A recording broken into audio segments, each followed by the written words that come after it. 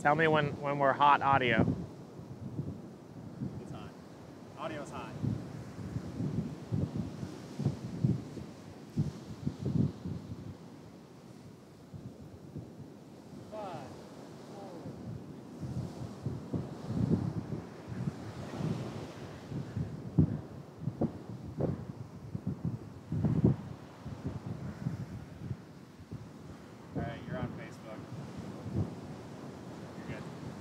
Hey guys, we are here at Carolina Beach, North Carolina right now.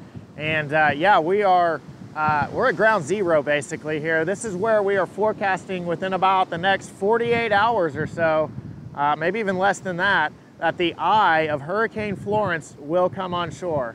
What's that? Good, okay. So the eye of Hurricane Florence is gonna come on shore very close to this location. Pretty amazing as we look right now. If you kind of look behind me, you can see the ocean is pretty angry. We've got 4 to maybe 6 foot swells coming in. These are going to get bigger on the northeast quadrant. These waves won't actually make it on shore, but we've measured waves with the hurricane aircraft when it was flying through earlier this morning, up to 83 feet tall. Okay, that's some big waves. Now, as we get closer to shore, those won't be quite as big, but we're still talking probably some 30-foot waves in this area. So it's going to be a serious storm. The storm surge, right now we're at low tide, so high tide will go ahead and come up here about another 6 feet up, and it'll meet us right up here where I'm standing. And then as the storm surge comes in, it's actually going to go up and over the seawall, the sand dunes that they've got in place here. You can see everything's all boarded up, all up and down the coast here. In fact, Carolina Beach, where we're standing, will be evacuated. We will not be here. This will be evacuated starting at 8 p.m. tonight. Nobody will be allowed on this island. They've got the military here ready to block us out, and nobody will be allowed on this island after 8 p.m. So we're doing some live stuff. You can see the waves. Look at the swell already coming way up here. Look how big some of these swells are starting to get here. So these things are just going to keep getting bigger and bigger and bigger as we go through the day, and especially in tomorrow. Now we're expecting tropical storm force winds to begin tomorrow, possibly as early as in the morning, if not even earlier than that. And hurricane conditions could start tomorrow afternoon. As this comes on shore, it's literally going to stall right on top of Wilmington, and it looks like we're going to be very close to the eye or in the eye wall or somewhere in that corridor for possibly as long as 48 hours before it drifts off to the southwest into South Carolina and begins to weaken, but drop a lot of rain. It looks like right now in Wilmington conditions, expecting up to 13 to possibly as much as 15 foot of storm surge.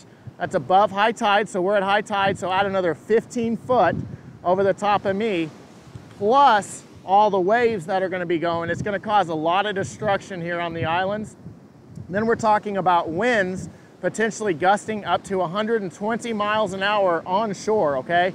We'll probably see in downtown Wilmington winds over 100 miles an hour. So it's gonna get very, very windy. We will be streaming live in the hurricane as long as we're able to.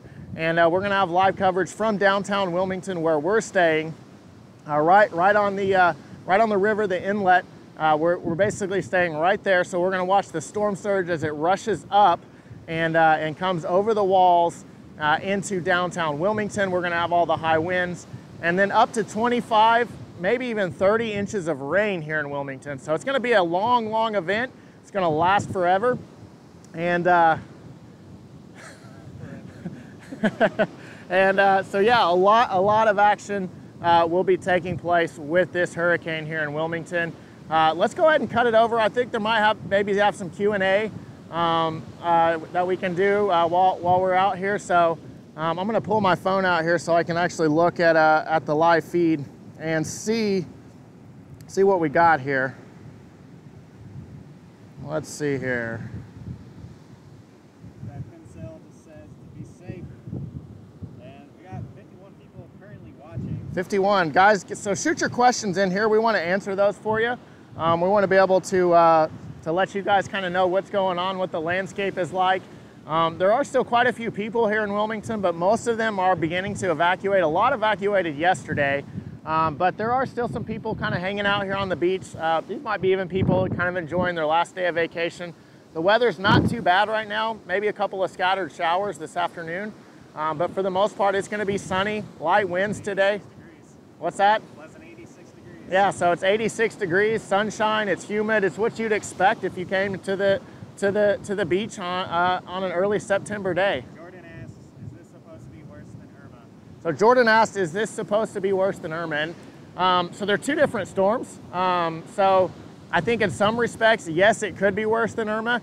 And it depends on where you're at and what you're referencing. So Irma, let's kind of go back through Irma and talk about the life cycle of Irma and what it did and how it actually occurred. So what happened with Irma is the hurricane basically went through the Gulf. It actually clipped Cuba as a Category 5 hurricane. This will not be that bad. So I'm not expecting a Category 5 hurricane. I do think it may intensify tomorrow. So you might see some intensity go up. But then I also think the intensity is going to come back down as it gets close to the shore and slows down. So those really, really intense winds that will be there when it's still a day out won't quite actually make it onto shore. But I'm still expecting Category 3, if not even low-end Category 4 winds onshore. So it is going to get pretty windy. It is going to get pretty bad. Irma basically made landfall in Naples or Marco Island. That area was hit really, really hard. They had a lot of damage in that area, and so it was pretty rough for that part. But the majority of Florida saw winds between 70 and maybe low-end 100-mile-per-hour winds. So a lot of 80-mile-per-hour winds was pretty common. Did a lot of roof damage. There was some flooding. So the difference with this system is wherever it may have 100, like the winds that they had in Naples, will be very fall. If it stalls, very similar, but they're going to last for a lot longer. It's not going to be just a short-term event. So that's going to be the first big difference that you'll see. And yes, that can make it worse. I also think the storm surge is going to be quite a bit worse for this system because everything is kind of a bowl. So everything kind of bowls up. So when it pushes the water in, it pools right here. So we're going to see more higher storm surge in this area than what you would have saw from Irma, where it made landfall in Naples and for the most part was pulling water away from the western Florida coast. It did do some storm surge on the eastern coast, but it wasn't the center of the storm that was there. So the storm surge was much smaller in that location. So we expect a little bit of a difference in storm surge, that it's going to be higher with this event. The third thing that's going to be pretty intense with this event is going to be the rain. So this is a much slower moving storm system. Irma made landfall in the morning, and by the evening it was all the way up almost into southern Georgia. So it had moved the entire length of the entire state of Florida from the tip all the way up into Georgia, and of course at 24 hours. This one may set in the same location for 3 days.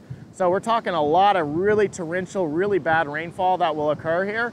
And so the rainfall, the flooding that occurs from that's also going to be worse. So if I had to guess, I would say that this is probably going to be a worse storm.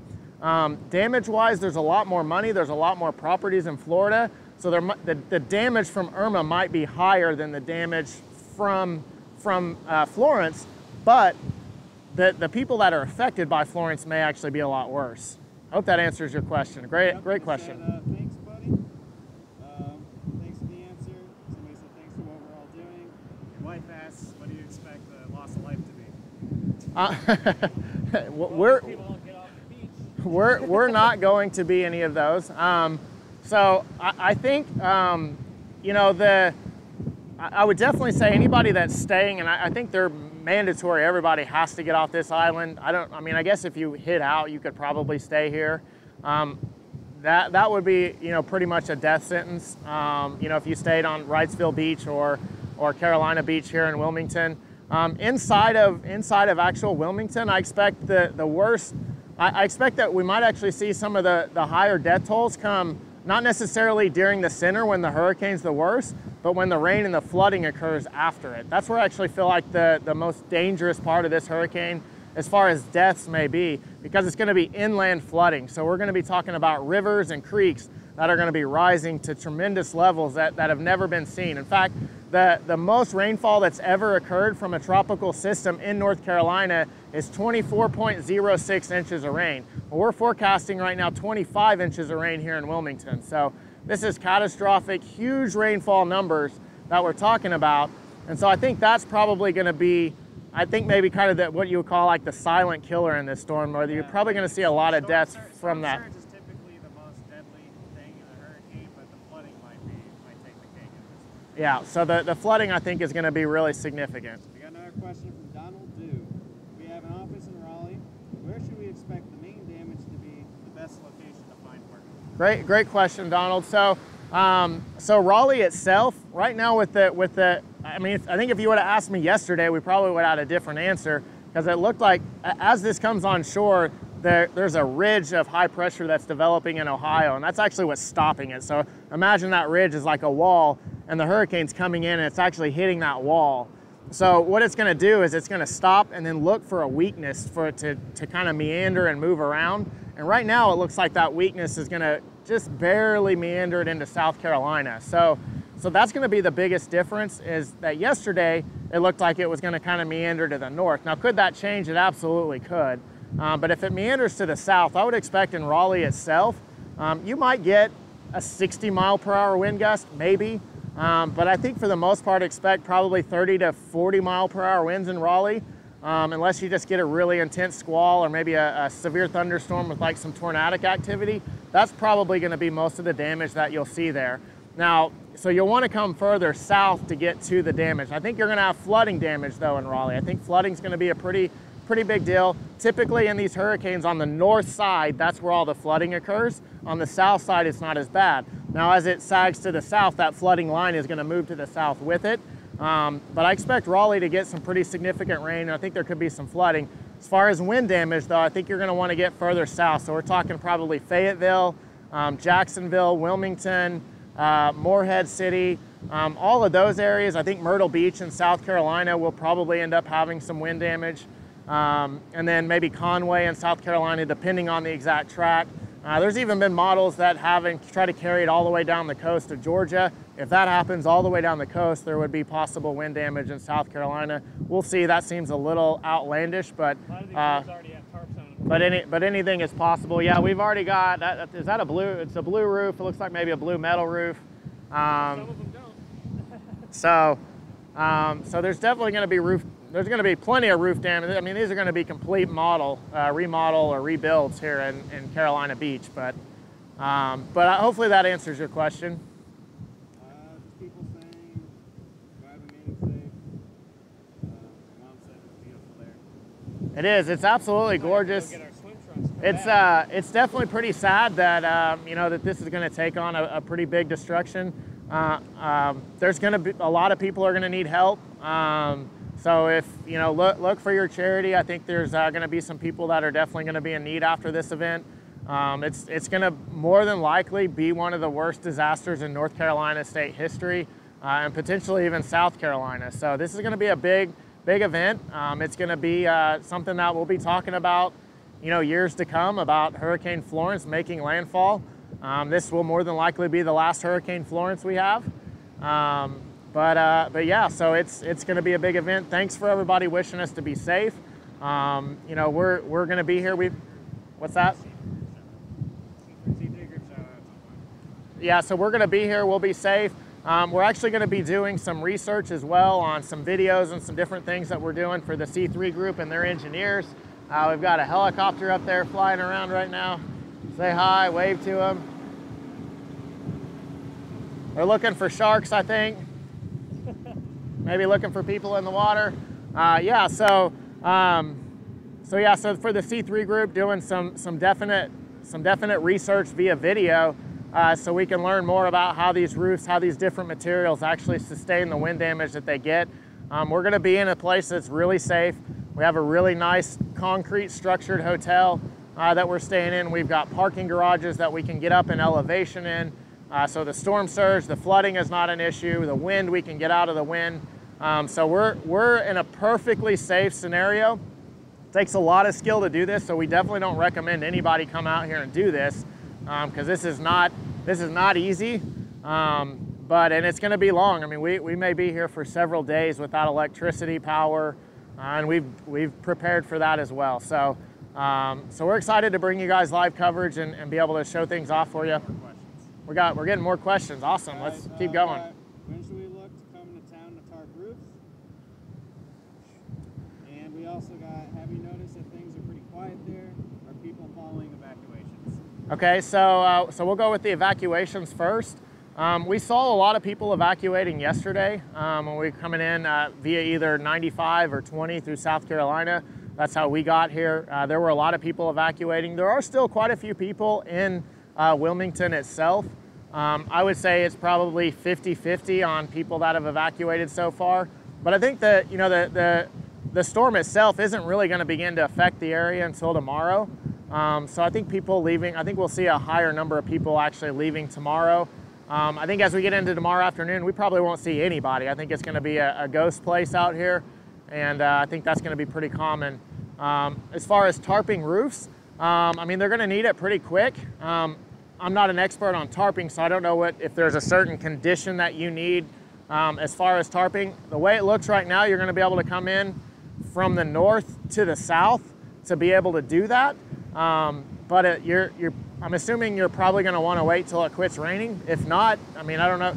The rain and the wind will probably begin to subside in North Carolina itself probably on Sunday. Now, I don't know if everybody will be back home on Sunday. I think people probably come home Sunday, Monday. And some of that is dependent upon the flooding, how bad the flooding actually is. Because if the flooding is really, really significant, it's going to be really difficult for people to actually get back in here.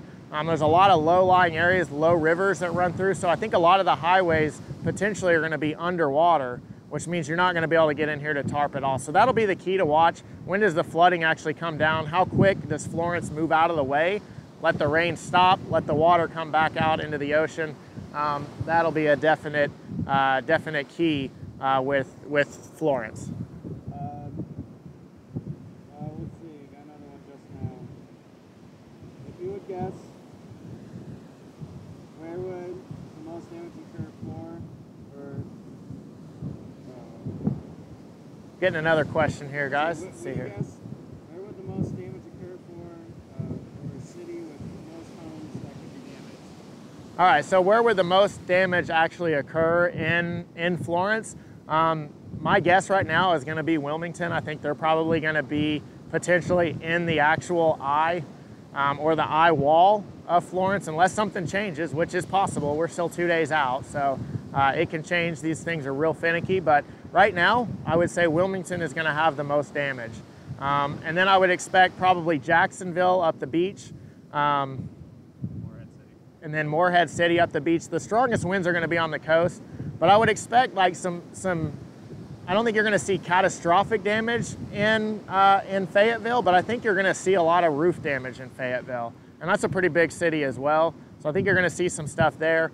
I think Myrtle Beach is probably going to be close enough that you're still going to see some pretty good winds there as well. On the south side, the winds are going to be a lot closer to the center than on the north side, where they'll kind of expand. The high winds will actually go all the way out across the Outer Banks of North Carolina. You might even see some isolated wind damage as far north as Virginia Beach. So it may go, I mean, it would be very much so more isolated in that part of the country. But I wouldn't be shocked to see a 50 or a 60 mile per hour wind gust come in off the coast of Virginia Beach as this kind of comes on shore or gets to its closest point. James Menzies says, wish you told me you're going, I would have gone with you. Sorry, James, man, next time let's do it, man. I'm all about it. You still got time with as slow as it's moving. Get in the truck and get out here. Ask the questions. Thanks for responding. Relieved to hear at least some folks have headed inland. Oh yeah, the highway. I mean, we were the only car on the highway coming in last night. Yeah. Nobody was coming in. There was plenty of cars headed out last night, and I'm sure it's more of the same today. Doesn't look like any other. I think the questions may have calmed down. Michael Gogan just showed up. Hey, Michael. Oh, you forgot to strap the shirt in the car. Yeah, I got the shirt in the car. Michael, hey man, I'm gonna do a company cam video for you here in a minute. I'll send it to you. So company cam plug right there. C3 Group, thanks for sponsoring, man. You guys are the reason why we're out here. So we really appreciate that. We also have a new sponsor. We haven't got their material, but F-Wave. They're a shingle manufacturer. Make sure to check those guys out. So they're gonna be, you'll see more of them to come in future videos as well. So super excited about that one. Yeah, I think that's it. So guys, bottom line is everything basically rolls in here. We'll start getting tropical storm force stuff tomorrow. We'll probably do a couple of live updates or some couple of different updates throughout the day and throughout the day tomorrow. but it should be all go, all gears, whatever you want to call it. Like we're firing on all cylinders all day Friday. Like and follow our page. Like and follow our page for sure. Make sure that you, on the follow section, see first. So drop that follow down, hit see first, and then when we go live, it'll kick it to your cell phone or whatever it might be, let you know that we're live. So that way you get updated. You can actually track and watch our live feed every day. So again, we're really excited to bring you what's going on here. You know, we're praying for all the people here. You know, ideally it would be great if this thing just stopped. We do have a little high pressure holding the camera right now, so it is possible. Mr. Meteorologist Frank Gaetano here holding the camera. He's he tends to make storms not happen, so everybody knows now. Anyway, so you know, that would be an ideal scenario. I mean, if it does happen, we're gonna have a great time in the storm itself, but at the end of the day, we don't want destruction, or we don't want any of this for all the people here. And you know, we're just here to enjoy. We love weather, so we love seeing it in action, and it's going to happen regardless if we're here or not. We just like to enjoy it. We learn about it, and hopefully we can make it better for other people in future storms. So, guys, we appreciate you for watching, and again, we'll have more live updates to come, and we'll talk to you soon. After a $1 billion hailstorm hits an area, your focus should be on running your business, not on insurance claims. Insurance process for hundreds of roofing contractors across the U.S., and we can do it for yours too. Visit us online at c3adjusters.com and learn how we can help you save time and get claims paid faster.